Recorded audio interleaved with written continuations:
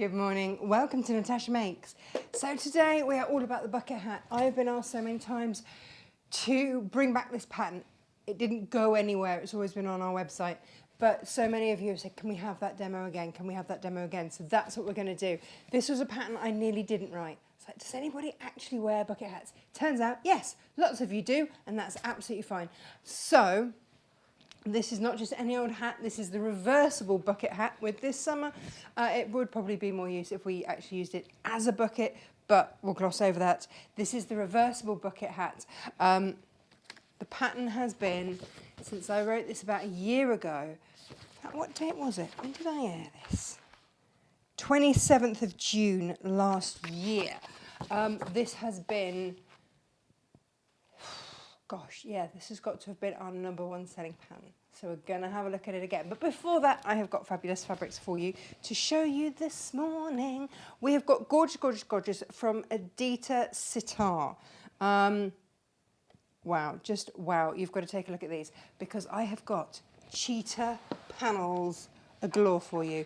By the way, if you're going to make your reversible bucket hat, go and grab yourself some paper because we're going to get into that in just one moment. But let's have a look at these. So, cheetah panels, these are of course folded in half at the moment, but you can just see, look at this. If you've ever fancied doing these compasses, but the thought of it is just a bit too out there, a bit too much, then you can cut these down and you can use these as either you could back your quilt with it, we're selling them in metre lengths, you can back your quilt in it, or you can have that and then intersperse it within your quilts. Same goes with the other panel that I've got for the other Adita fabrics. They are just stunning. This is from the Beach House collection, so it's got that kind of beach house vibe, those gorgeous blues in there. Really, really fresh and beautiful. And all of the fabrics, all of the colours in here are within the collection that I'm about to show you now. Now, these are available from us here at Natasha Makes, either by half meters by themselves, or, look at this, I may have snuck it with a sneaky plain at a half metre heaven price. That wasn't the one it went with. We went through all sorts of different variations. My daughter may have helped choose some of these, and she wrote the labels, but it's all good. So you have got these absolutely gorgeous, glorious fabrics here. And I've got them in various colourways. So I've got the light and the dark and the light and the dark in both of these. And these are all in,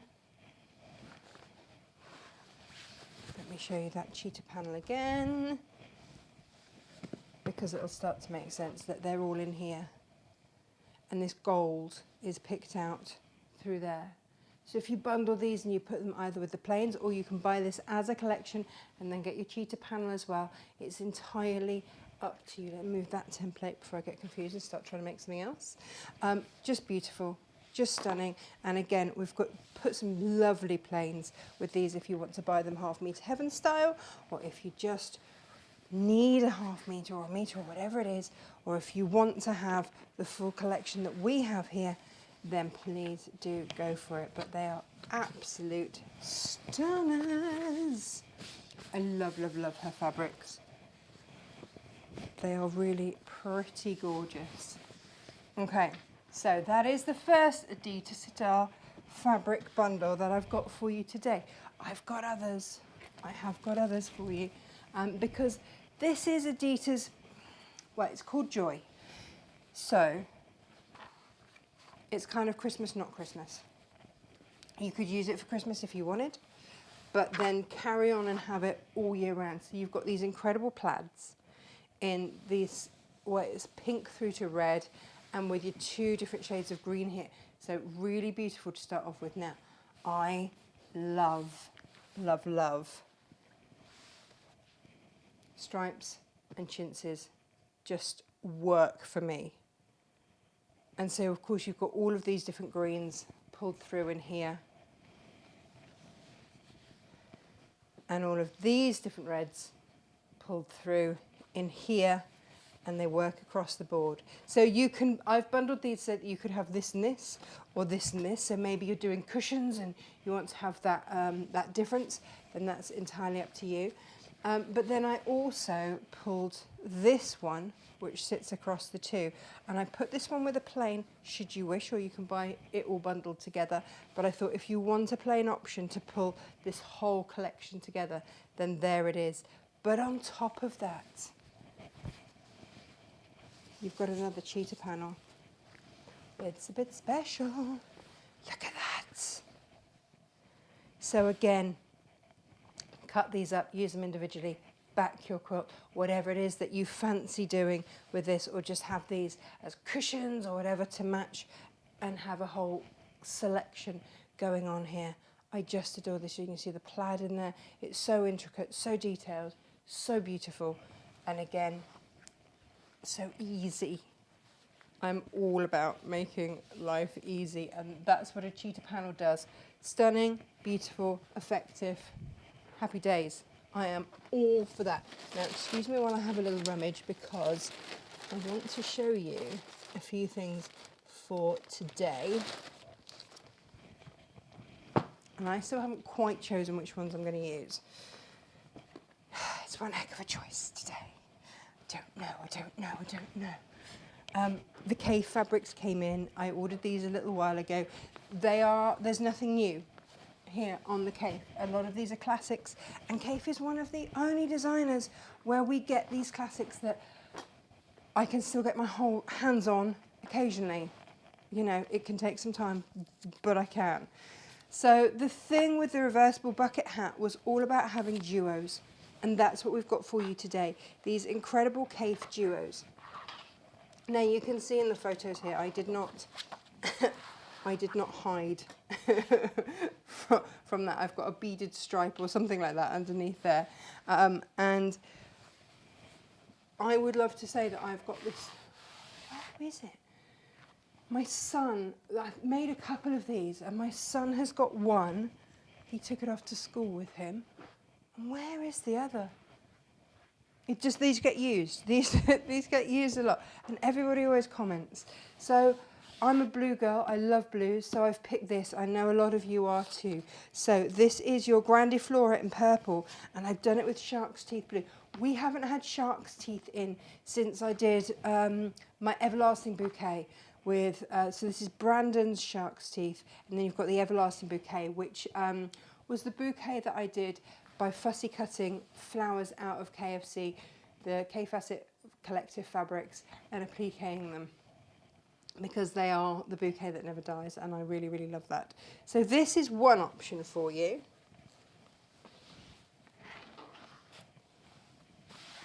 Decision is so hard to decide.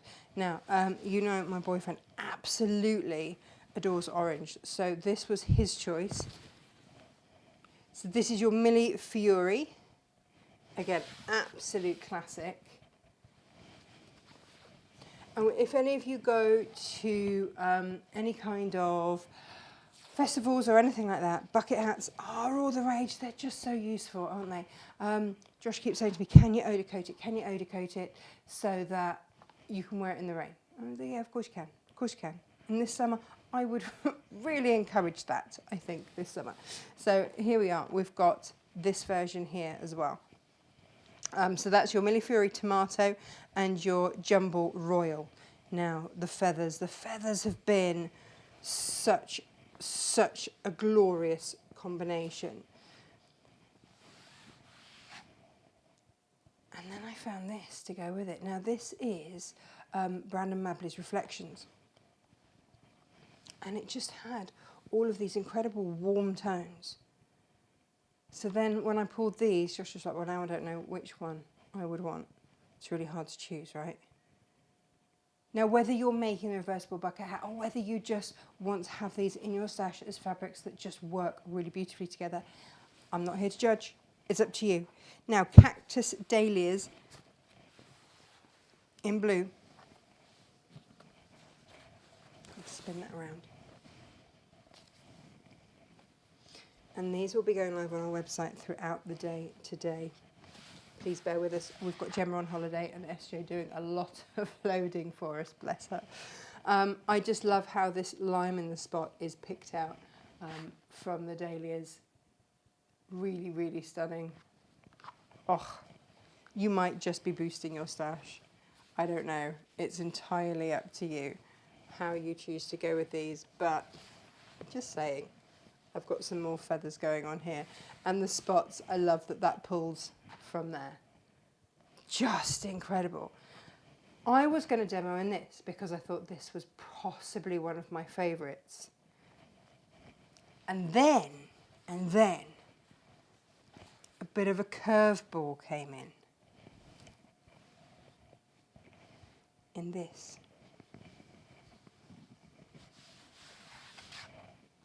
Now this is your melons. These are your watermelons. These are by Philip Jacobs. I was like, hang on a minute, how beautifully do they go with Brandon's reflections? I did have to take a moment and go, that's a bit special. In fact, that's really rather special. So I'm really torn between doing it in this or just sticking with my normal blue. Don't know yet. It's a tricky one. Now, what about this? Your lotus leaf. And again, these reflections. So Brandon did the reflections to be like the ultimate blender.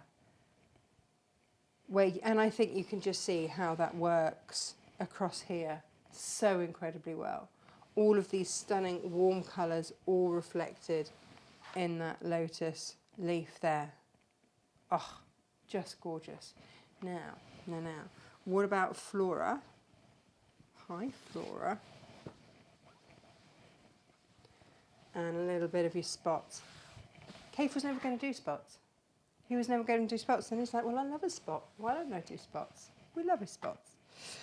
So again, this is Philip Jacobs at Flora, and again, an absolute stunner. But I've picked out these grey tones, tried to reflect the round aspect of the Flora in bringing it to you with a spot. A lot of time and effort goes into these pairings, trying to work out what's going to go, what colours work.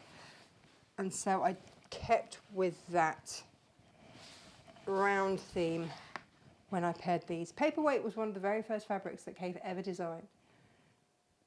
And it's one that just keeps coming back in all these different colourways. So yeah, to have these two together, I just felt that these kind of popped, these colours. Oh, would that be another absolutely up there option for me? Yes. But I'm going to go curveball, and I'm going to go melons this morning. Let's do this.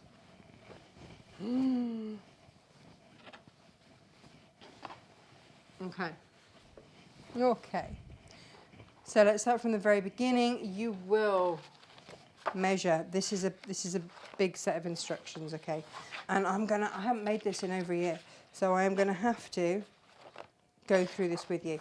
Measuring for your bucket hat. Please make sure when you measure around your head for your bucket hat that you do it level. If you drop your tape measure one way or the other, then you're gonna struggle because you've just added inches on there. Okay. So this is your size chart there, and then you've got your pieces here. Okay. You can make full size. I'm going to cut these out here. You've got your child, your adult, your toddler, and your baby sizes. So everybody is catered for with this. You're going to have to bear with me if I do refer back occasionally.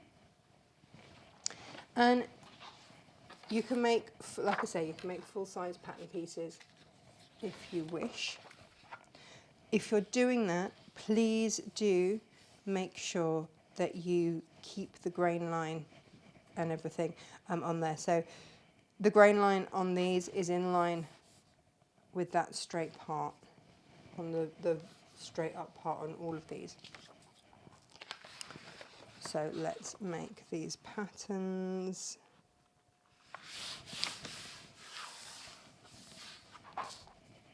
And you will cut from your interfacing from your two different fabrics. So you'll have 3 sets effectively of everything. And that's how we're going to start with it. I know these are my paper scissors. If you don't like this noise, just stop for a second. Put your volume down. I know for some people that's like, oof. Right. So you've got your brim. If you've got the digital download, please make sure that this is 1 inch.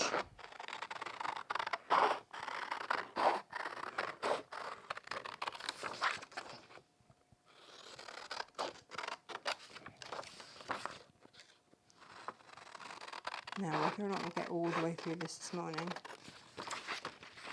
we'll give it a go.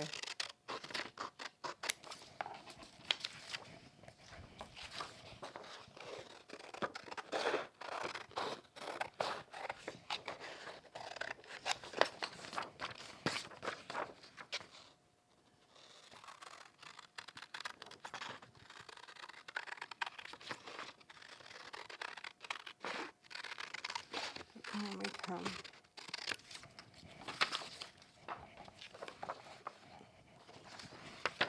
Don't throw it away. Don't do that. Don't throw it away when you haven't finished using it.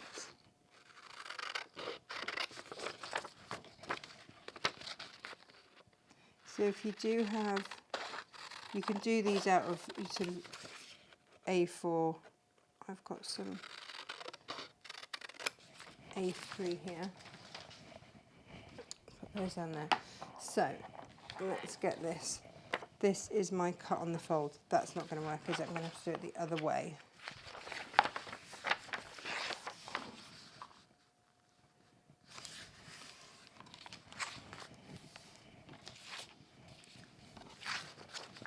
There's my fold. Okay. If you want to just go straight to your fabric and do this, then that's absolutely fine. But I want to double up my fabrics and cut those double, so it just makes sense for me. And again, my grain line is going to be there, and this is the hat middle.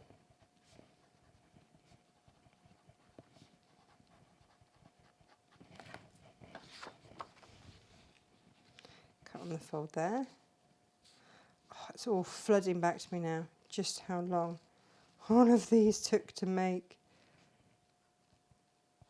Oh my goodness.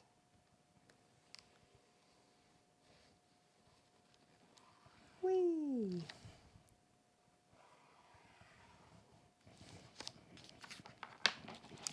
So this is your grain line again. This is your adult brim. So let's cut those.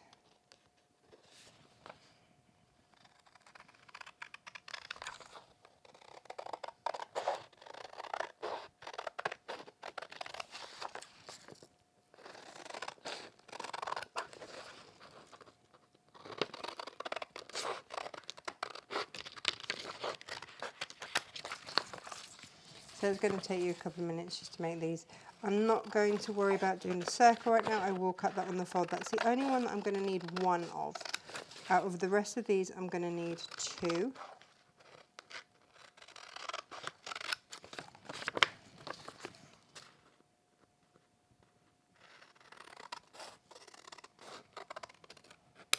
There we go.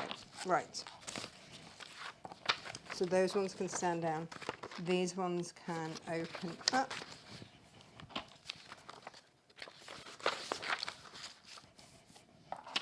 So I'm going to need 2 of those, 1 of those and 2 each of these from each of my fabrics. Okay.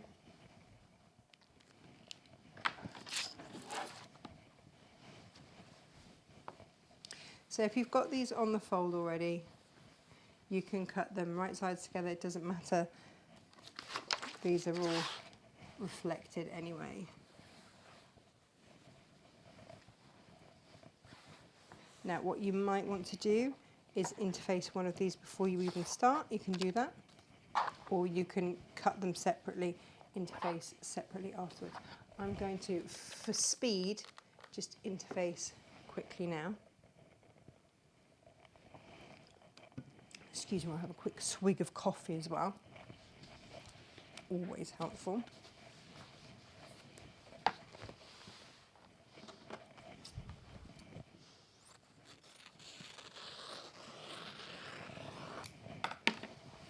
It's a luxury, isn't it?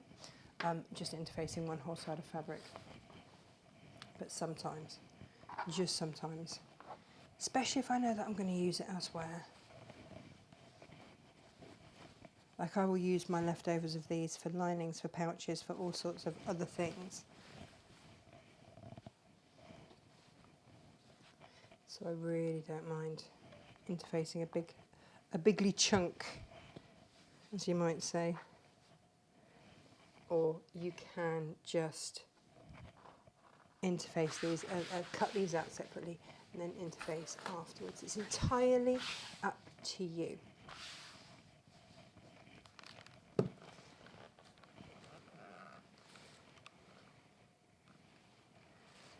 And I will just do this rough to start off with and then come back in and interface more heavily later. When I say more heavily, more detailed.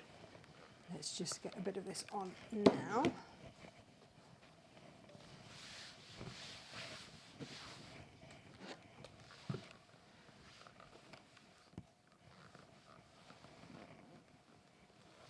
Now, whilst this does not use a whole ½ metre for each side, you are going to have plenty left over.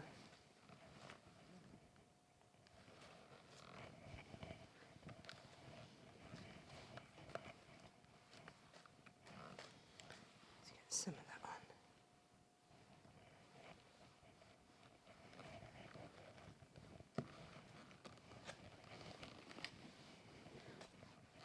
on. Okay.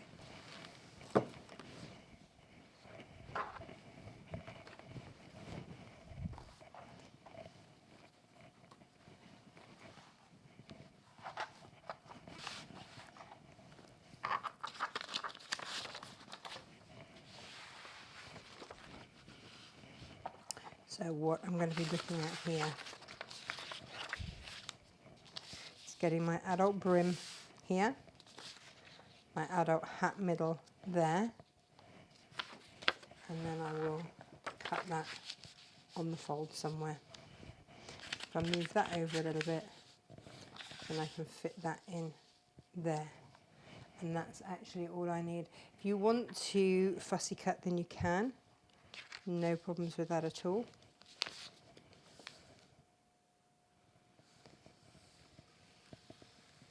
So you do get a lot of leftovers with this.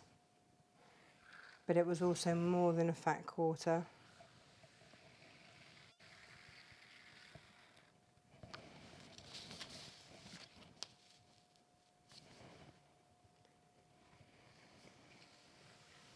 So it had to be listed as a ½ metre, which makes it sound quite an extravagant make, but it's really not, because like I say, you get a lot left over. Why are we whispering? I think we're whispering because it's early. Well, it is here. By the time that you guys watch this, it won't be. Whee!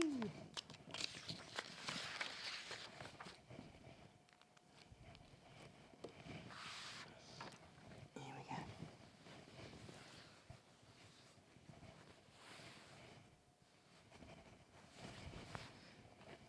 We'll cut that afterwards. So, what have I done with my good fabric scissors? That's the question we're all asking ourselves. What have I done with them? Ah, here they are. Okay, so if you want to pin these to stop them from shifting whilst you're cutting, then do. That's no problem.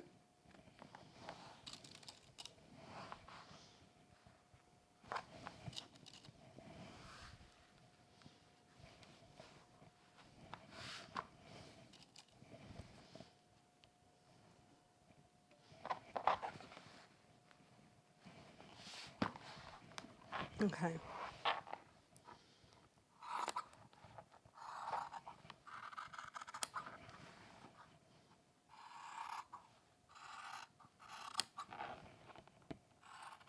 And we're going to do exactly the same with the other fabrics as well. And I am, you know, having that nod to the directional fabric here. That's absolutely fine. Whee! And if you do them both together, then you should be able to chain piece pretty effectively with these. And that's what I would really recommend doing.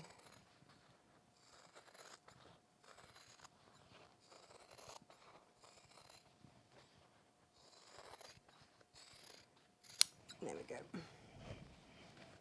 Oh, gorgeous bits left over. Really beautiful.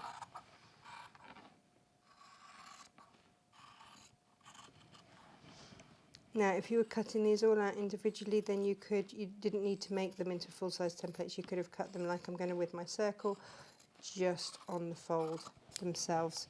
But to have on the fold, that's slightly more complicated.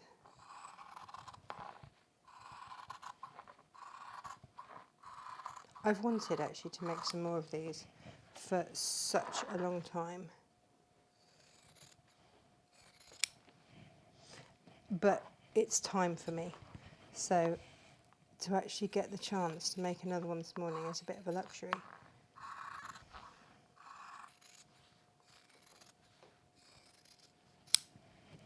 So that's one side done. You can see how much fabric there is there. And because I've just only very gently done that, I can separate those off if needs be. And if I want to now, I can go in, and I'm going to throw that pin away. That's got some adhesive on it. Yeah, and I can just firmly interface that properly.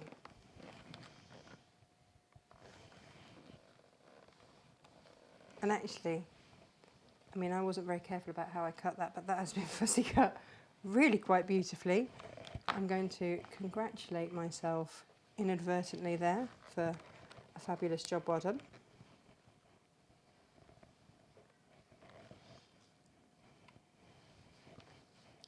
Just these patterns are just so stunning. Weirdly, our ducklings absolutely go crazy for watermelon. I've never known anything like it. It's actually very sweet. Now, if you are using, just a little note on interfacing, you might want to have denim on the outside or something like that. If you are using a firmer fabric like a denim, then please don't feel the need to interface. You can skip that bit. You can skip that bit completely. But because I'm using quilting weight cotton and I want to give it a little bit of structure, then yes, I am going to interface.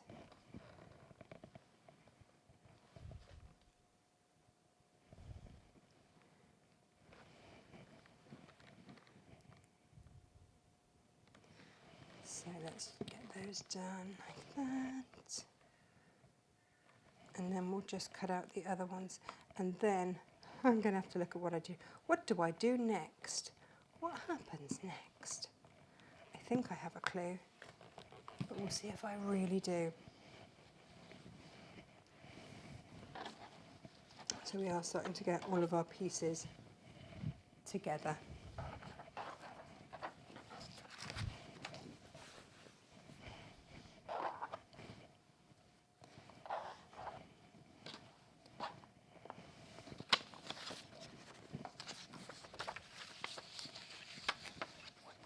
So again, you can do this so that it's less wasteful.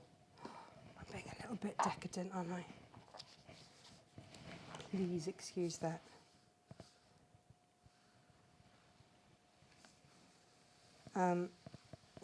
Josh got really excited. He's like, it's like a camo. You'll have like a camouflage bucket hat. When I found the reflections fabrics. And they are a little bit posh, aren't they? For blenders, but the beautiful thing is, of course, they work so beautifully.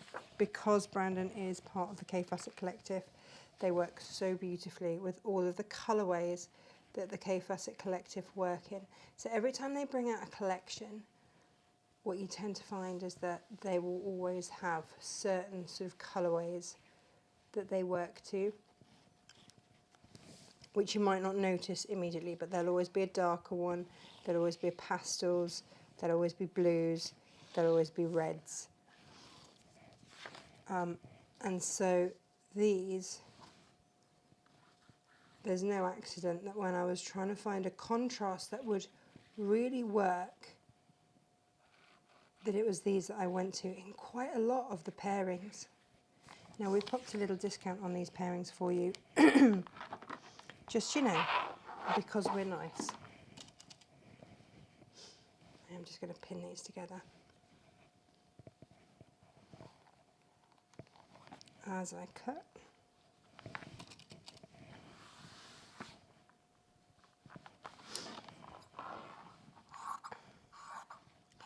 And you might want to just rough cut first. Good scissors, honestly, they are the key to this.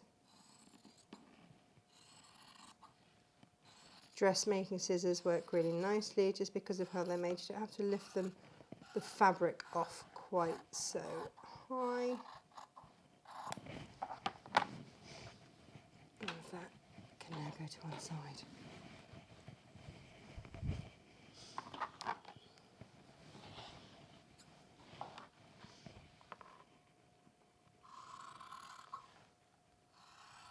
So one side is interfaced, one side isn't.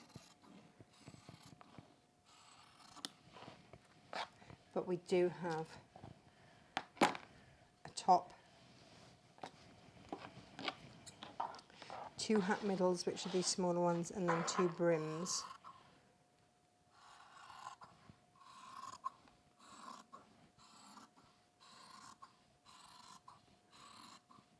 Now, with this rate, you could be sewing along at home. A little hat sew along, why not?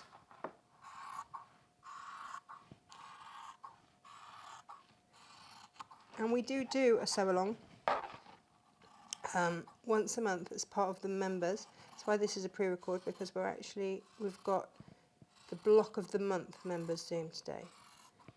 So we will be doing that while you guys watch this.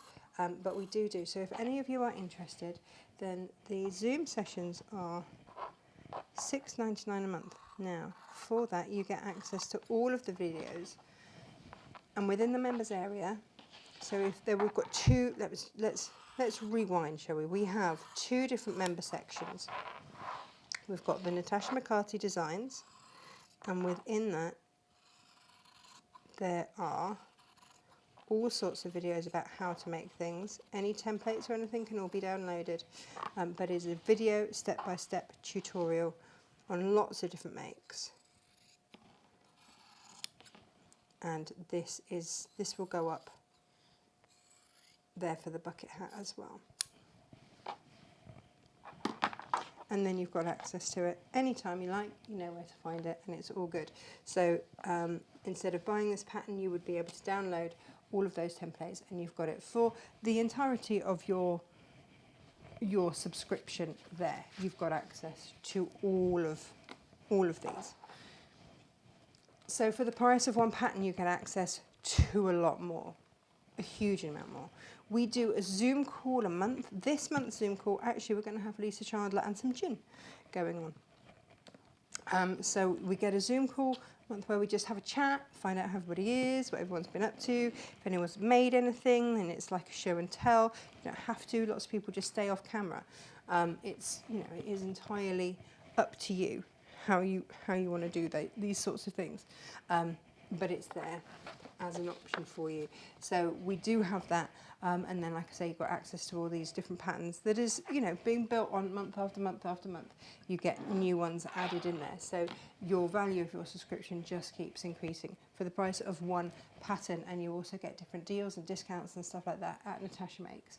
Now, if you are if you're a Quilting with Jane member, then all of those videos stay on. And so when you come to do your block, it's there for you. Templates, everything else.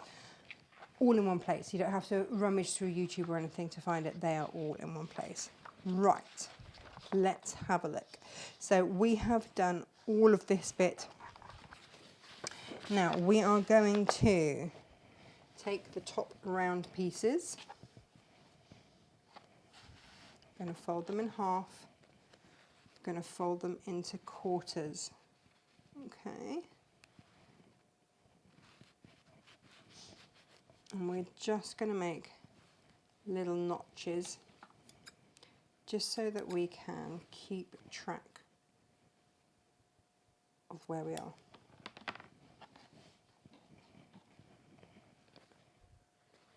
It's going to help if I actually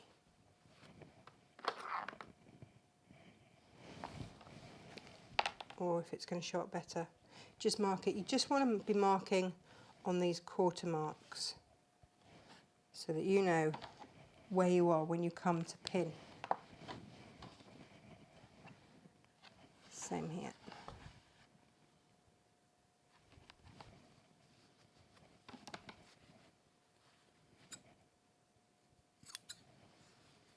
Take out those little notches there. I've done it on this side as well. Just missed off a little clip. There we go.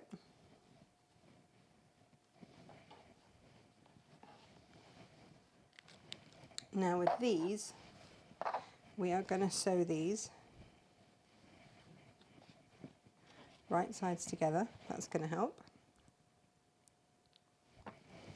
And we're going to do exactly the same on all of these, right sides together.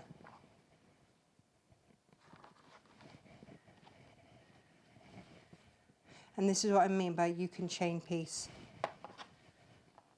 a lot of this. So I've got two brims and my middles right sides together, and we're going to sew down those sides. Now that will, because we're going to want to quarter off these as well, that will act as some of them, and then we'll find those middle points as well. And that's kind of where we're getting to here. Okay, so let's just sew down these. What seam allowance did I use? A 1 centimetre seam allowance. There we go. I'm sure I have my reasons. I cannot remember what they were. No idea what they were. But we'll go with it. So that is 3/4 of an inch seam allowance. Who knows what I was thinking? Who knows, who knows? And if you can't remember for whatever reason, or if you want to mark it, sometimes I will mark that with my tape. So 3/4, no, 3/8, sorry, 3/8.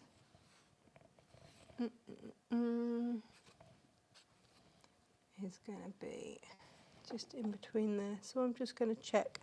I want to be on this line here.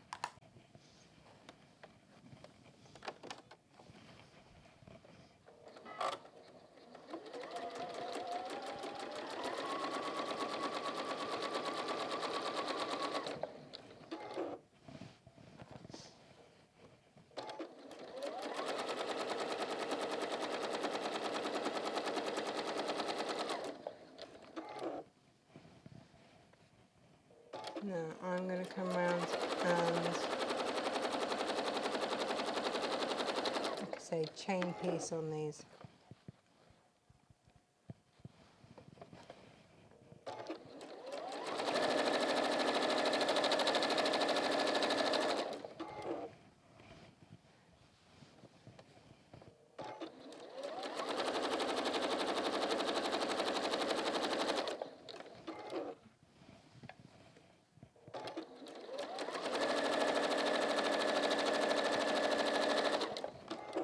And then we'll iron these seams open.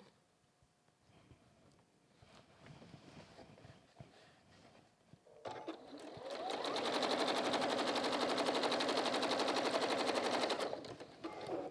got really excited when I found a variegated thread in these kind of greys. I was like, yes, it's all meant to be.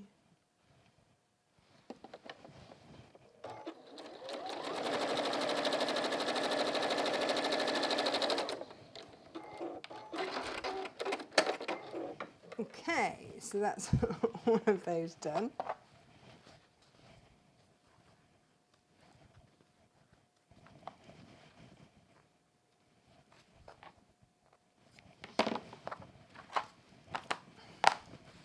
And what I'm going to do is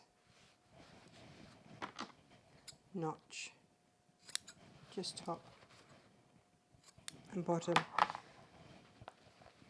So my quarters will be top and bottom there, and then where I open out these and press these, that's my other quarter marks. Just there.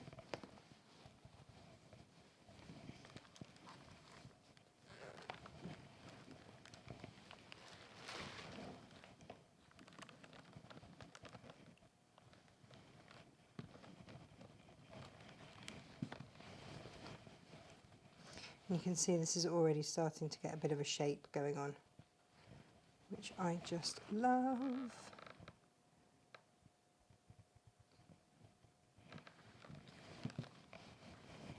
It's gonna look amazing.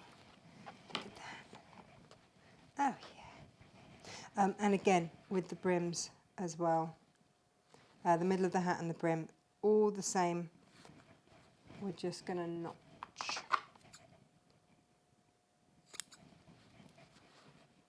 So you're effectively making, when we do this, 2 hats. So what? 2 outers.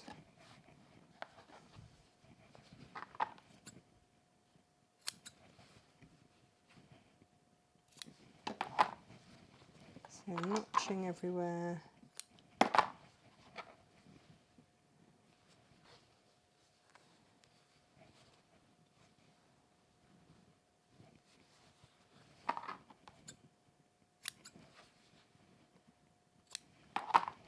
And then pressing those seams open.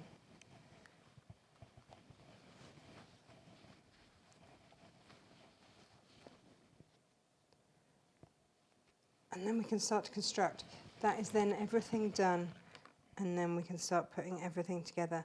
Pins are going to be your friend. I'm going to tell you that now.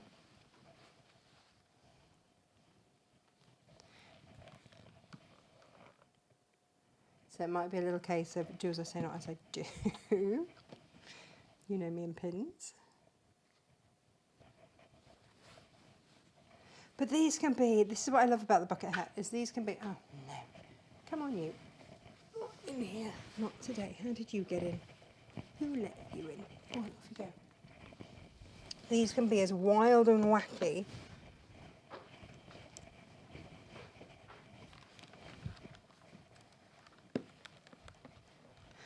or as sensible and demure as you like. You can make them out of caves for festival bucket hats, or you can do them out of denim, or you can do them out of children's fabrics, or you can, for the little ones, and do something bright and fun with those, you can do them out of plains.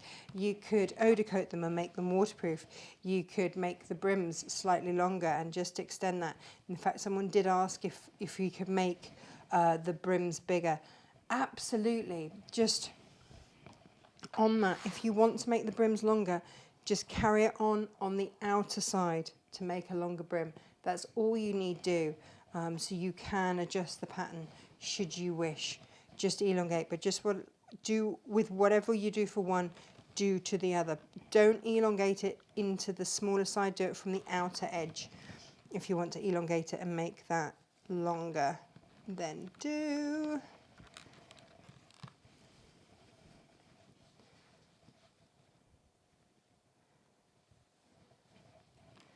Here we go.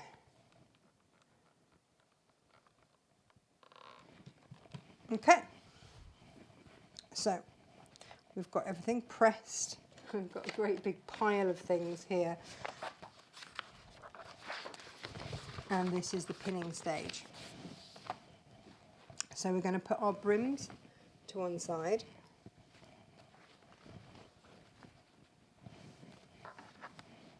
But we do now need these. And again,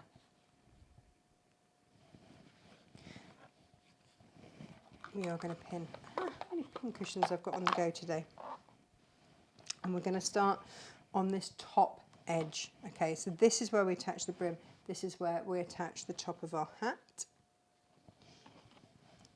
And we are going to start off by going and pinning on those quarter marks. That's the first bit that we want to pin. And then you pin all the way around from there. But get those quarter marks pinned. That's the very minimum that you need to pin.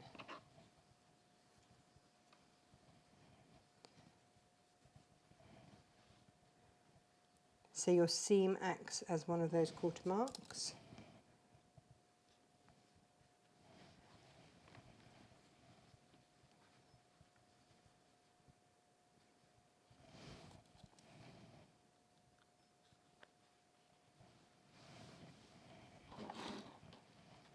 And the same. Oh, I need to just interface that a bit more rigorously. Maybe I do.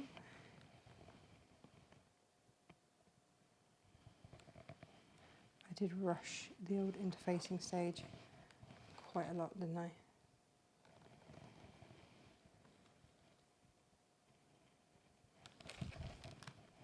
Kind of feel like I've come full circle with interfacing. I used to be really scared of it, and now I'm a little bit slapdash with it. So let's get these quarter marks pinned on these.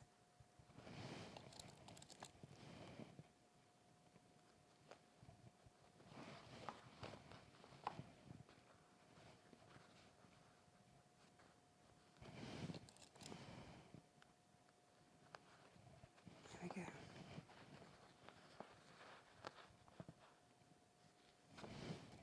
I would use, if you are really confident, because we're going to do some top stitching in a minute, but if you are really, really confident,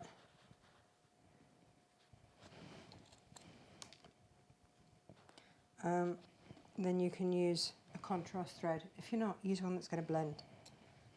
Just use one that's going to blend. That's going to be absolutely fine. So you will pin all the way around.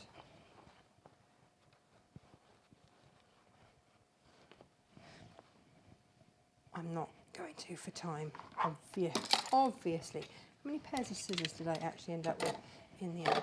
But quick sip of coffee as we get into this. So let's see now where we're at here.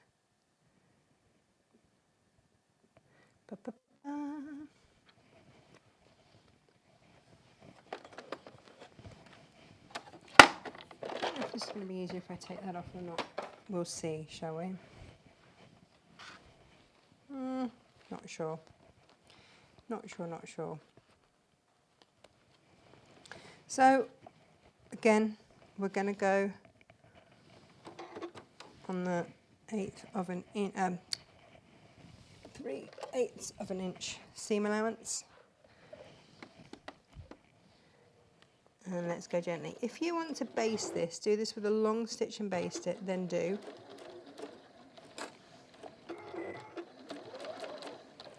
Now remember, a circle is just a series of straight lines, so go slow and steady, just keeping on matching up. If you haven't pinned heavily, like I suggested you do, then you're, and like me. And with the interface piece, there's not going to be as much give, so you can probably get away with it a little bit more. But with your non-interface piece, and I'm just lining these up as I go because I haven't pinned them all. Yeah, with your non-interface piece, just bear in mind that there is going to be a little bit of give. This is where I wish I had actually taken the time to pin it properly.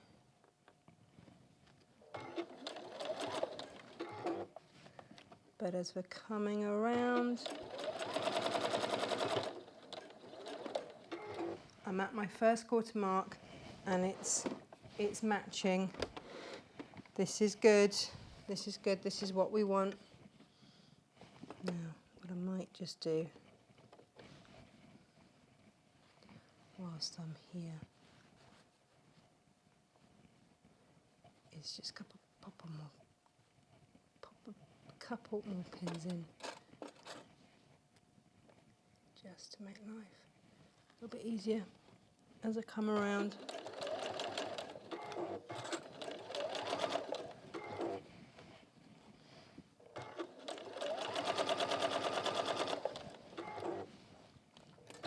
Just having those couple of extra pins does speed it up. So I will do that again around here. Pop that in.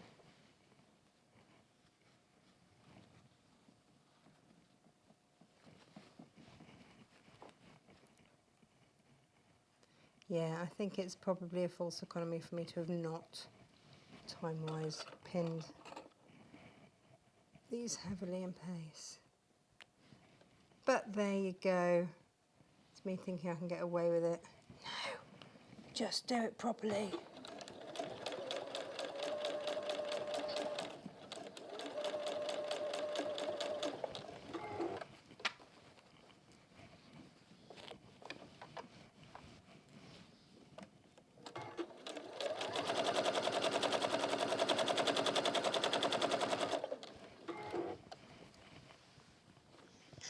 Coming around to the last little bit.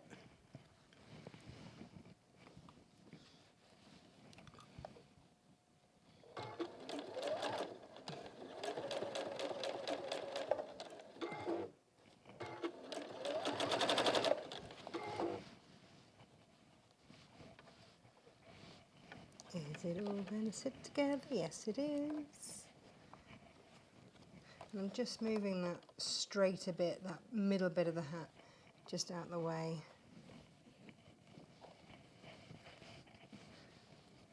And you do want to be careful that it doesn't get caught up underneath, or you will end up with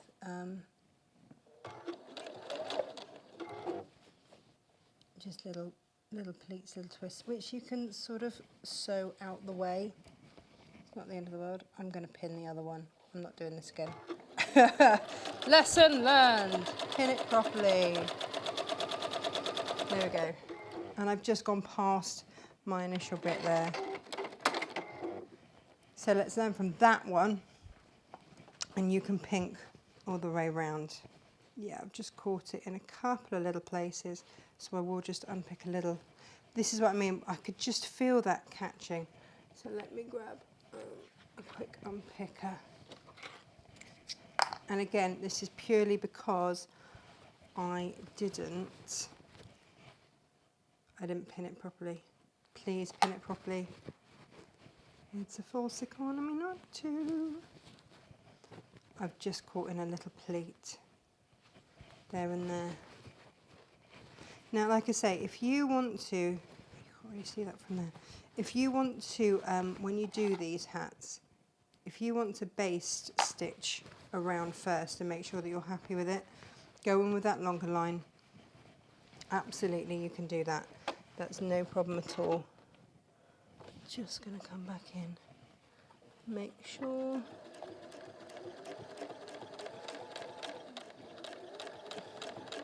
I don't have that caught.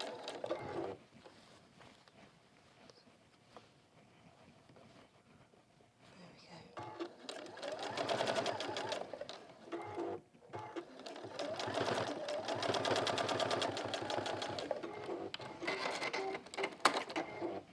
Right, so I've just restitched around there. Now what we will do is, where are they? Where are my pink pinches? Here we go. We will pink around here on these. So pink around, and we're going to top stitch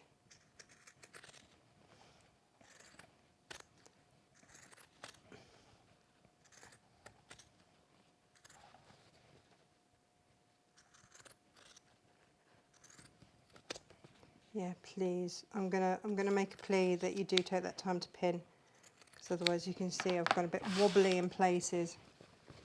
You can get in and really press that And when you come around to top stitch, you want to top stitch onto this side.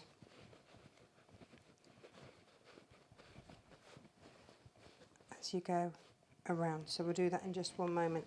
Let's pin this heavily, because I should have done, and it's going to make life a lot easier.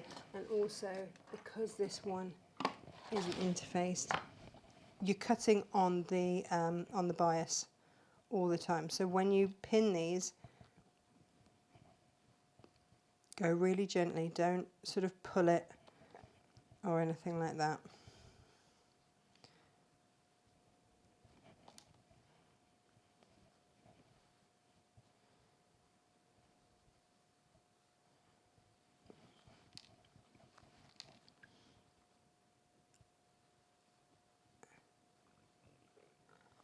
Having said that, if you get to a point you're like, oh, I just need to make that fit a little bit, then you can use the bias to your advantage, a little bit there, but it's not generally to be recommended. Try not to pull it around too much if you can, but if you do need to, maybe you haven't been as accurate with your cutting or anything, then you can. But you can see it's sort of trying to sit in the right place.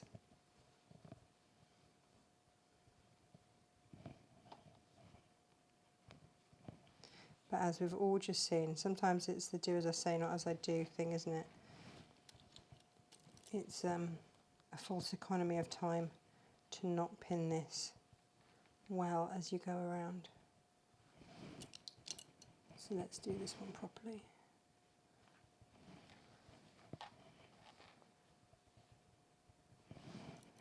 And see the difference.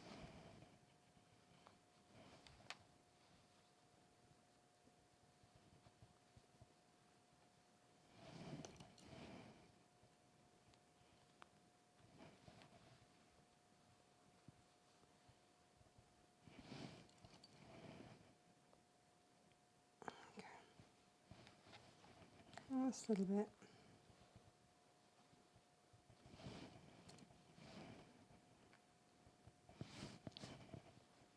There we go.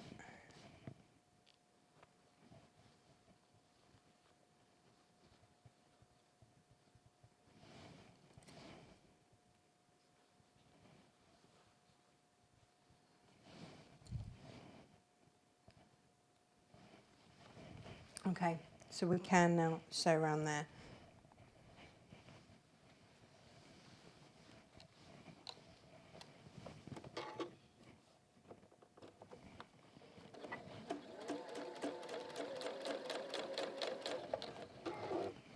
Now again, you do still, and this is the bit that I'd forgotten, you do still need to make sure that you kind of move the middle bit of the hat, because that can just catch underneath and just pleat. And if it does, do you know what, then you just go in like I did before and you just unpick. But you've got a larger piece going into a smaller piece. I don't actually know if it would be less likely to do that if you sewed from the other way around. I've not tried that. That might be something to experiment with. But it's just a matter of aligning your fabrics. And if I have to come back in, then I have to come back in. It's not the end of the world.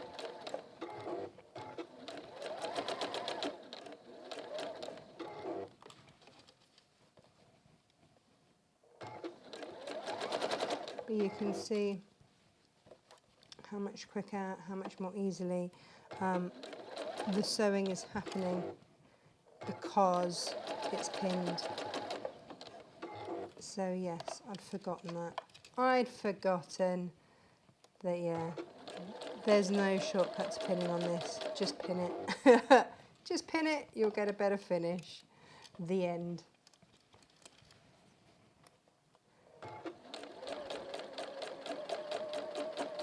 And I love it. When we first brought this pattern out, what I really loved was seeing everyone's makes, their choices of fabrics that they'd made, who they'd made them for, seeing, you know, sort of pictures of them at the beach with their kids with all matching hats, was really, really lovely. I do have little funny moments like that, you know, sometimes I sort of little pinch myself moments of, oh my goodness, people are actually using my patterns and actually making things. It's really lovely.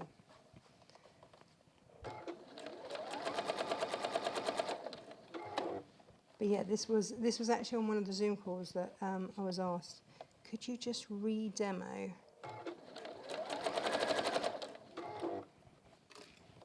the bucket hat? So yeah, here we go. And round we come.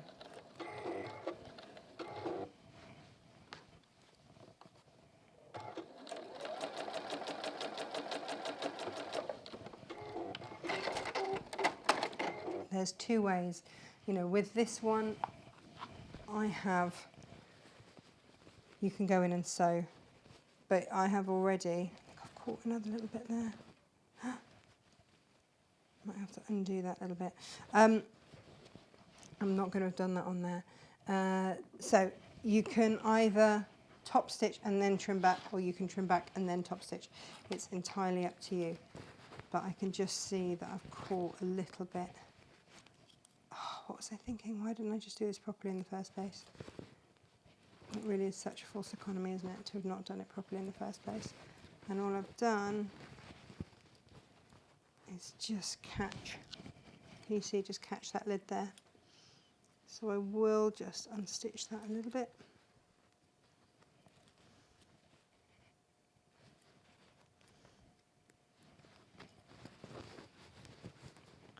Possibly from under here.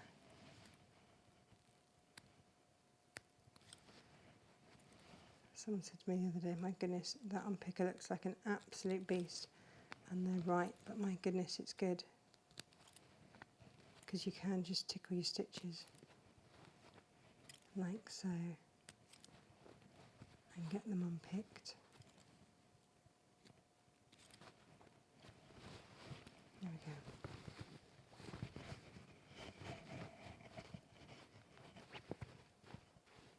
Right. So I'm going to come in now and I'm going to sew around and I'm going to top stitch on this side on the middle side of the hat side. Okay. And like I say, you can do this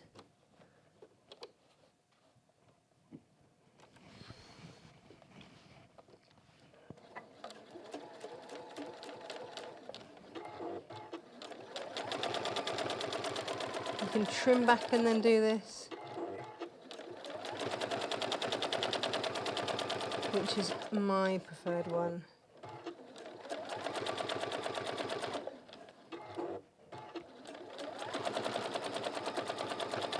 Or you can top stitch and then trim back. It's entirely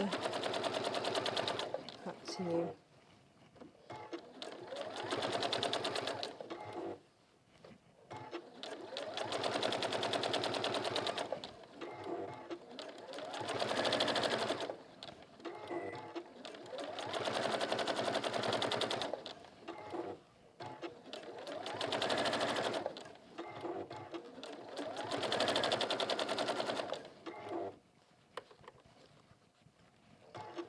And it's just keeping that seam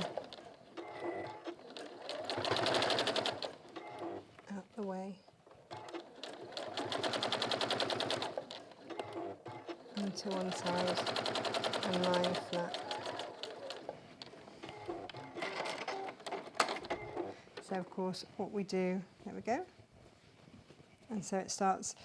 And the stitching, oh gosh, sorry, the camera didn't change. Let's do that. The stitching, when you top stitch around, the stitching on this starts to give it that integrity.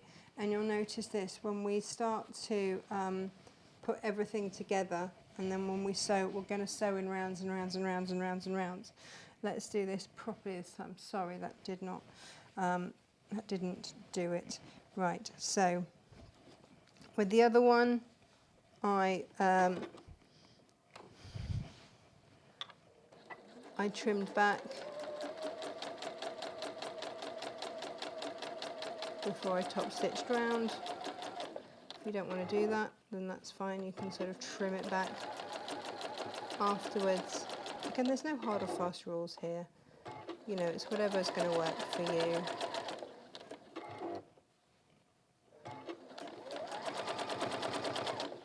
And again, we're only trimming back to relieve some bulk.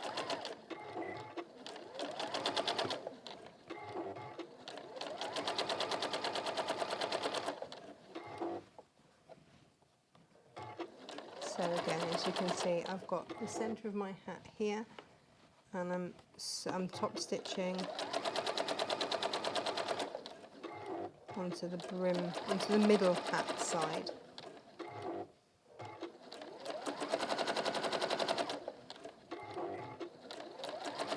But all of these raw edges are going to be encapsulated inside your hat anyway, so you don't want to trim them back. No one's going to see, but when you have sewn around, if you do it this way, please be careful not to trim your fabrics. So I'm going to leave that. Probably pinking shear first, I would say. But again, by the time that's turned through, I'm really going to see it. Ooh, got a little pleat there. And again, just being careful, there might be the odd little bit where I've caught it and not quite realised. But you can just, and that's just because of sewing a bigger piece onto a smaller piece. And I can rectify that quite quickly. That's no bother to do, just take out a couple of stitches.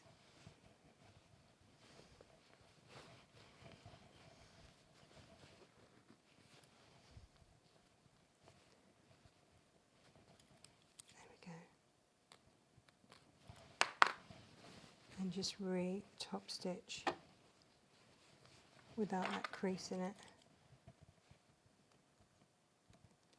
It's because I'm rushing. You will feel it when you go round.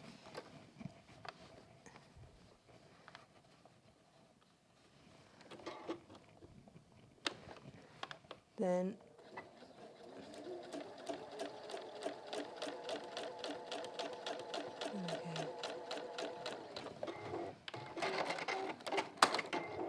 my head is skipping ahead however many paces. So we now have got 2 tops, and so we're going to do exactly the same now with the ribs. We're skipping through these instructions, aren't we? My goodness.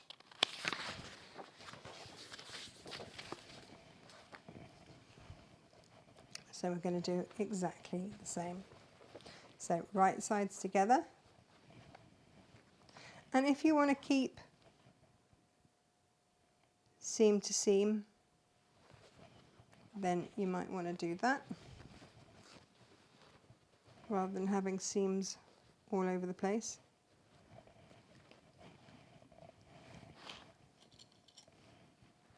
Now the question is, have I learnt my pinning lesson? I think so. So this isn't a difficult make, it just takes a bit of preparation. It's that prior and proper preparation prevents poor performance situation, and not rushing, like me, when you've got a time limit on the go. So I will probably find kind of that next, sort of find the next middly bit, pin there and then pin either side.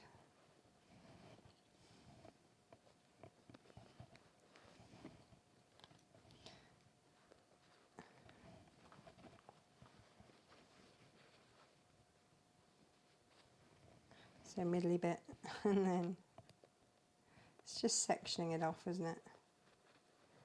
and then pin either side.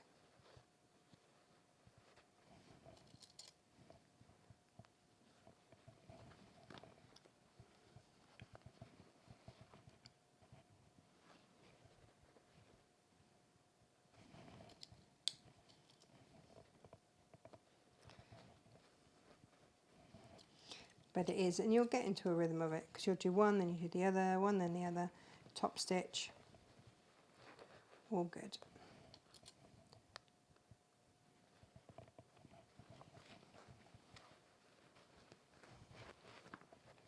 I remember actually now, little flashbacks to making this.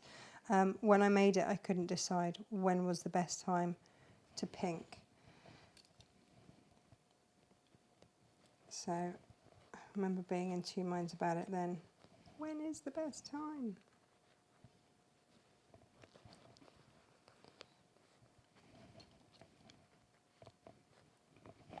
Now the question is, do I have enough pins to do this at the same time? So let's find those seams and pin at the seams first.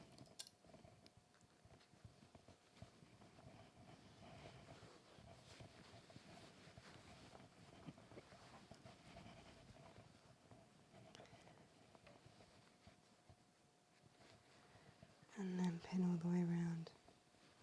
So seams first, then your middle bits, and then sort of chunk it down from there. So this is why it was so important to cut or mark those quarter marks. It does make a difference. Otherwise you're going to get all the way around and be like, oh no, why doesn't this work?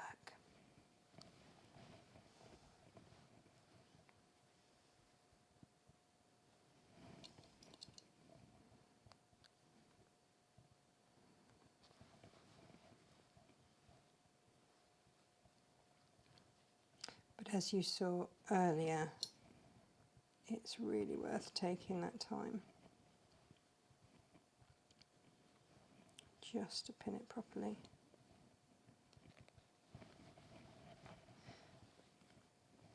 And if you sort of go from the smaller side to the outer side and sort of flip it back, for some reason it just seems to sit better as you pin it.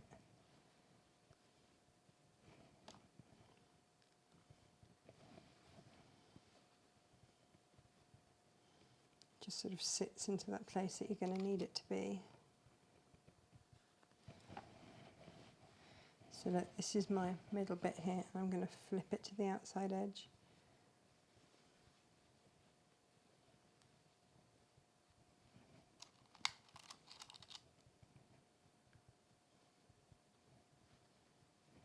Okay. This is where I'm very grateful afterwards for a magnetic pin dish, because you just hover it and they all get sucked back on. Love a magnetic pin dish for that.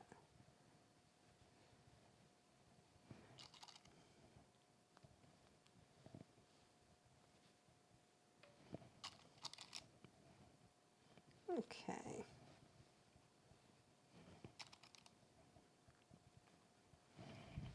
We are ready to sew. I'm just going to double check I have done that right sides together. Yep. Let's get sewing, shall we?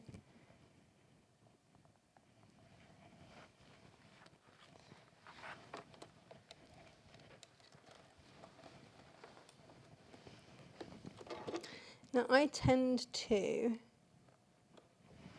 start sort of on or around a seam, so that I always know where I'm heading for.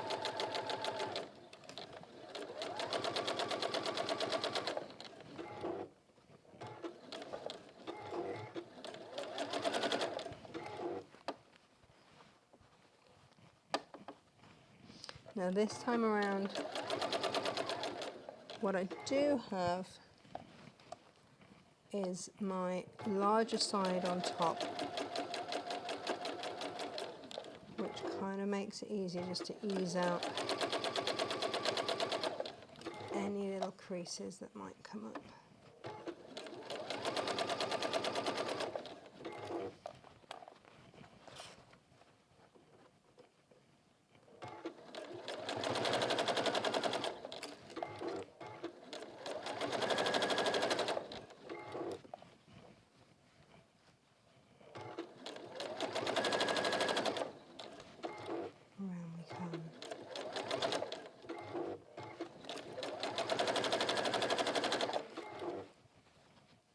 And I am going a little bit faster than I would want to, just because I've seen the time.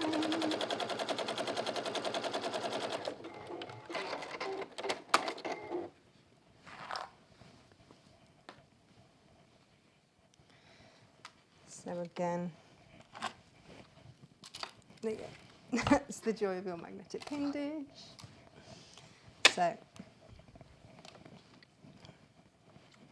when I first made this, I was on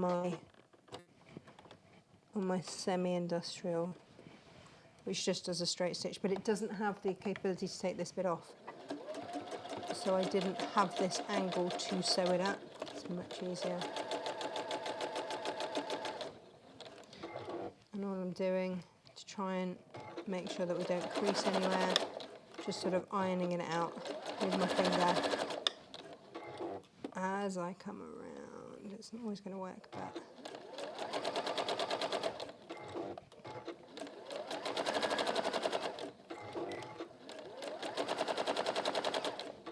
and you would be pressing in between these stages and all of that.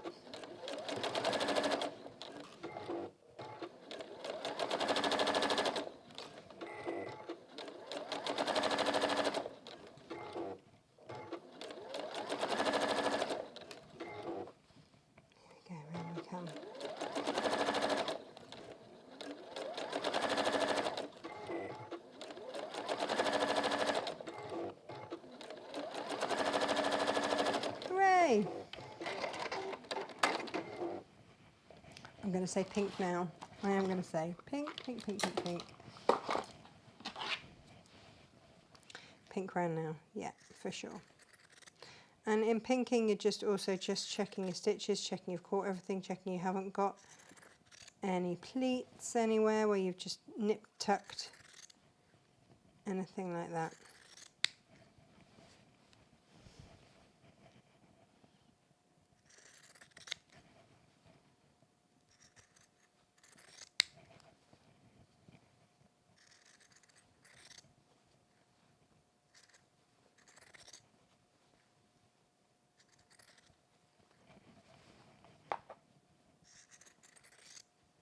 And round it comes.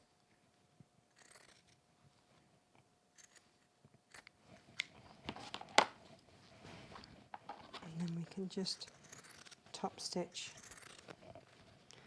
around again to the brim side, because the brim is the largest side, so we're going to push all our stitches down towards that side.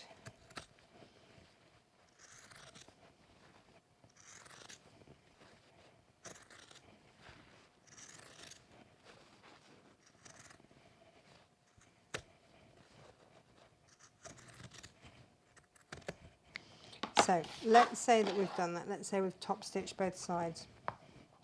You are then going to put these right sides together. And again, match those seams. And you will pin these together. And you will sew, so you'll have them like that, and you will sew most of the way round, leave yourself a turning through gap. You will then turn it through, and then you're going to start sewing, top stitching all the way around, and you're going to keep top stitching all the way round as closely as you like to give it. You see, this is it. So when people say to me, well, do I use a heavier weight interfacing? You don't need to. You can make your stitches closer together. That will give it that integrity, as it goes. But just like when you're making a bag or anything like that, you will, so pin as we just have, leave yourself a turning through gap, then turn it through, press that top stitch around and then follow. I just use my foot as a guide to just follow and just sew. I don't sew on the top bit, but sew round until I get to that top bit, and that then is your hat done. Super, super effective and fabulous. I'm going to really look forward to finishing this off, but I haven't got time, I've run out of time. But guys, thank you so much for watching. I will, off camera, just finish this off. I think it's going to be a good one, but do take care. Thank you ever so much for watching. You've got your duos, you've got your new fabrics today, so enjoy those, and we'll catch you live tomorrow at 10 o'clock in the morning. Take care. Bye-bye.